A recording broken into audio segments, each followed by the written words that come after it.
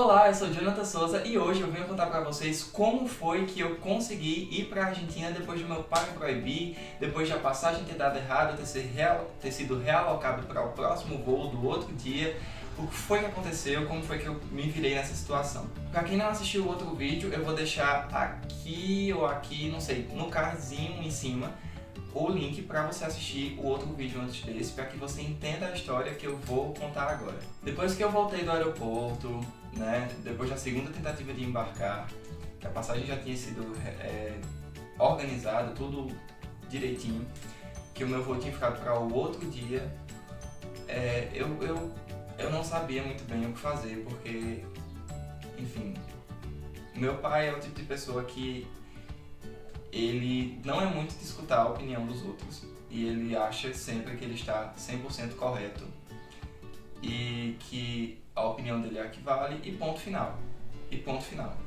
Ele não é muito de conversar, certo? Ele é mais de gritar e brigar e eu não sou assim. Então quando eu cheguei na casa dele, eu fui para um quarto, eu fiquei lá pensando, conversando com algumas pessoas. E eu cheguei à conclusão que eu tinha que tomar alguma atitude.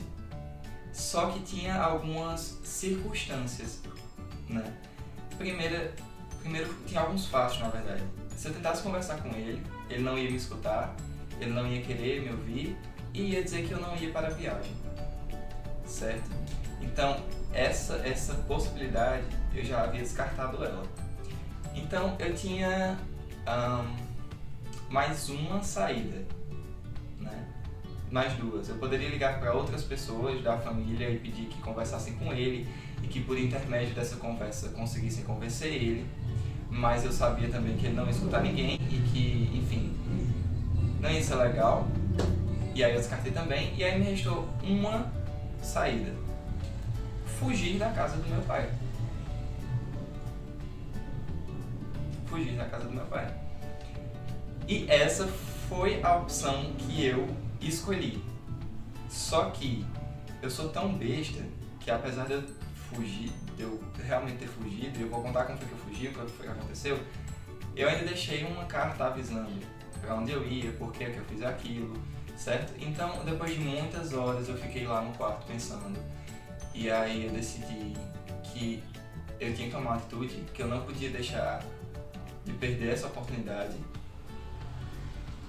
que não iria valer a pena perder essa oportunidade, não diante das circunstâncias e de toda a minha história de vida com meu pai, e eu disse: eu vou fugir. E aí eu comecei a arquitetar tudo aquilo na minha cabeça, como é que eu ia fazer. Então, essa é a primeira vez que eu estou contando essa história, e eu decidi que eu ia fugir. Então eu comecei a arquitetar todo o plano na minha cabeça. E o que foi que eu fiz? Eu saí do quarto, olhei se meu pai estava acordado, estava dormindo, o que ele estava fazendo, olhei também o que meu tio estava fazendo, porque ele também estava lá na casa. E, por obra de Deus, milagre do Senhor, os dois estavam dormindo. O que é que eu fiz? Fui ver as opções de saída. Meu pai estava deitado na sala e aí e lá tinha a porta da sala, que era uma das saídas, e tinha a saída da cozinha, uma porta na cozinha, que não tinha ninguém, mas que estava trancado de chave, estava tudo trancado de chave. Eu estava meio que me sentindo numa prisãozinha, sabe? E aí eu comecei a abrir a porta bem devagarinho, para ninguém acordar, para ninguém despertar. E deixei a porta da cozinha aberta. E aí eu saí, fui lá no portão, abri o portão, o cadeado do portão, deixei o cadeado aberto, voltei, entrei no quarto, comecei a pensar como é que eu ia levar minha mochila e minha mala sem fazer zoada.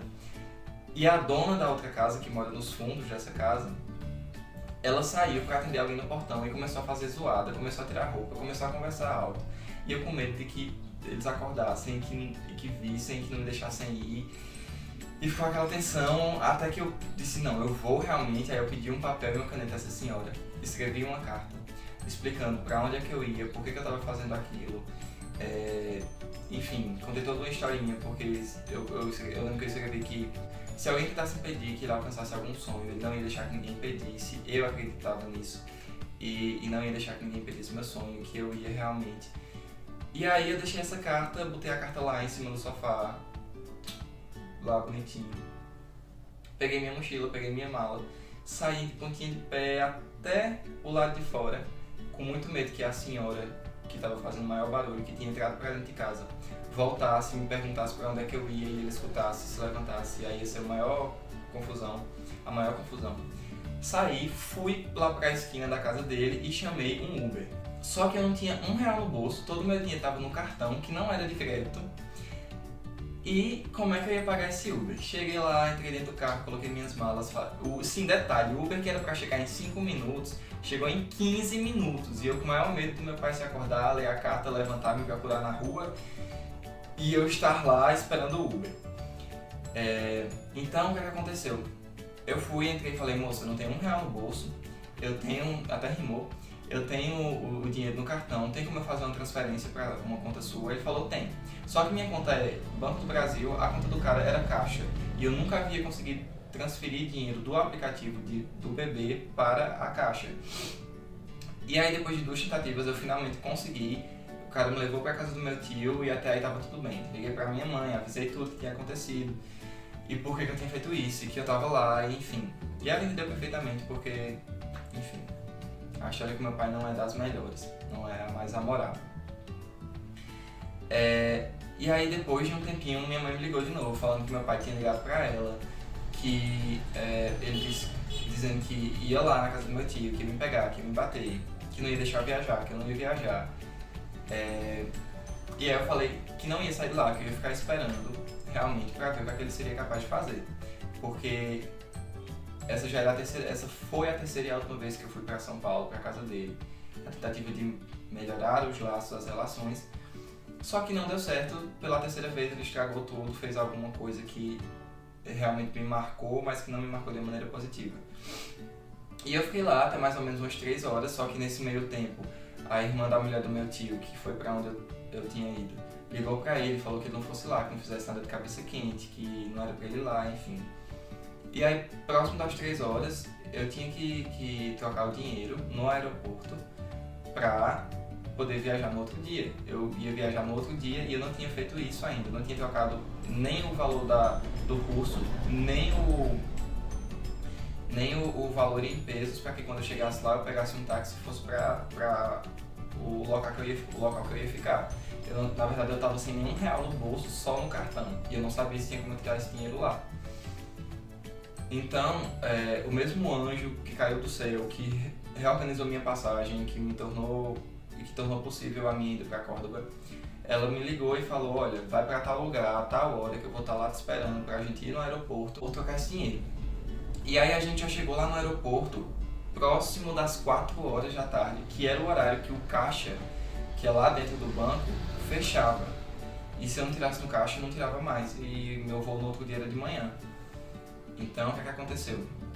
Fui lá, deu tempo, a gente chegou, só que na hora que eu entrei no caixa, que eu dei os meus documentos para o cara tirar o dinheiro, ele começou a me fazer uma série de perguntas. Qual era o meu endereço, o número da minha casa, o telefone, nome de pai, nome de mãe, enfim. E aí depois que ele fez todas essas perguntas, ele me falou, olha, as informações do seu cartão estão erradas, não estão batendo. O nome do seu pai está no lugar do nome da sua mãe, tal data está errada, não sei o que. E se eu quisesse, eu não tiraria esse dinheiro aqui para você. Mas, como você me respondeu todas essas perguntas com firmeza, eu vou poder tirar o dinheiro para você.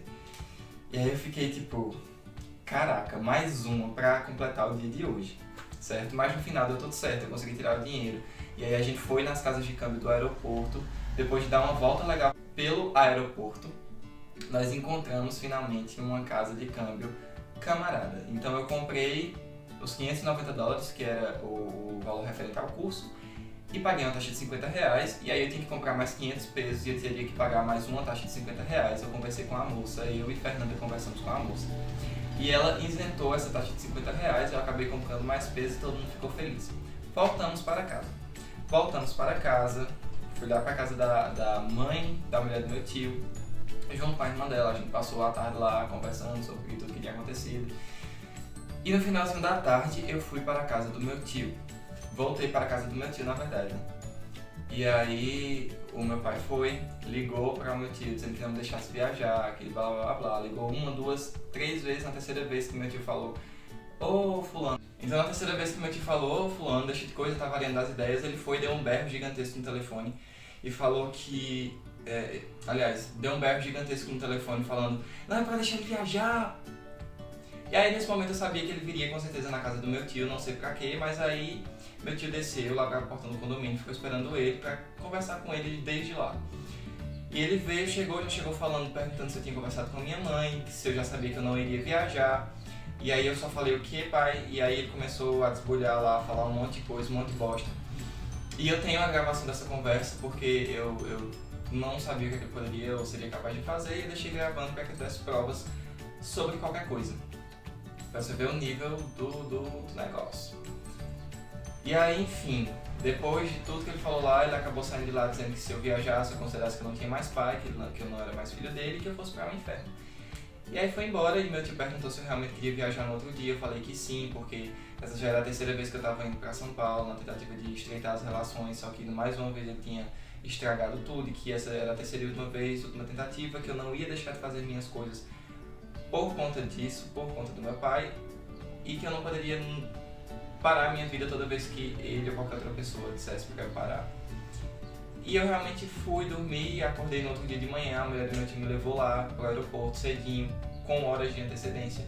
Fui lá para fazer o check-in, e quando eu cheguei para fazer o check-in, a moça me falou: olha, infelizmente aconteceu um imprevisto em Córdoba, o voo não pôde vir para cá, que iria agora, e o seu voo vai ser de 1 hora da tarde. Aí o que eu fiz? Eu falei: moça, tem alguma chance desse voo dar errado, alguma coisa dar errado? Ela falou que não, que eu poderia despachar a mala já iria ficar despachada, e aí eu despachei a mala. E peguei um voo, tive pra tomar café da manhã, porque eram só 7 horas da manhã ainda. Eu fiquei das 7 às 11 esperando pra embarcar, consegui embarcar. Quando embarquei ainda tive um susto, porque chegou um cara lá falando que o voo tinha sido remarcado pra 3 horas da tarde. E aí todo mundo começou a gritar lá dentro, e aí o cara falou: não, tava errado, desculpa, não sei o que. E realmente ele tava errado. A gente acabou embarcando de 2 horas, entramos num avião de 2 horas da tarde. Enfim, desde o momento que eu entrei no avião até chegar em Córdoba foi tudo em paz, foi tudo na calma, só que nos primeiros 30 minutos eu tava com minha cabeça muito perturbada, porque assim, depois de perder o voo, depois de conseguir remarcar o voo, mas aí o voo estar cheio, ser realocado para o outro dia, ter toda a confusão com meu pai, quase não conseguir sacar o dinheiro para pagar as coisas, e no outro dia o voo que era para ser 8 horas ainda ser 1 hora da tarde, isso tudo me deixou meio com a cabeça cheia. Mas depois dos 30 minutos eu acabei dormindo e acordei quase que em Córdoba. No final das contas eu persisti, não desisti, deu tudo certo, apesar de todos os riscos que eu corri. No final eu consegui atingir o meu objetivo, que era ir para Córdoba. Os próximos vídeos do canal serão todos sobre a minha experiência em Córdoba, desde o momento que eu cheguei lá no aeroporto até o momento que eu voltei para o Brasil. E se você quer acompanhar tudo isso, se inscreve no canal, deixa seu like, compartilha com os amigos e não deixe de me acompanhar nesses próximos vídeos porque tá muito bom. Eu queria muito que você respondesse uma pergunta, deixasse aí nos comentários a sua resposta sobre o que você faria se alguém, algo, muitas circunstâncias te impedissem de alcançar um sonho. O que é que você faria se te impedisse de alcançar um objetivo, uma meta, um sonho, uma coisa que você queria muito ou quer muito? Ou então, o que é que você faria diante do que eu estava vivendo, né? Do que eu vivi, das circunstâncias que eu tive para poder resolver esse problema? O que é que você faria em uma dessas duas situações? Deixa aí nos comentários e até a próxima!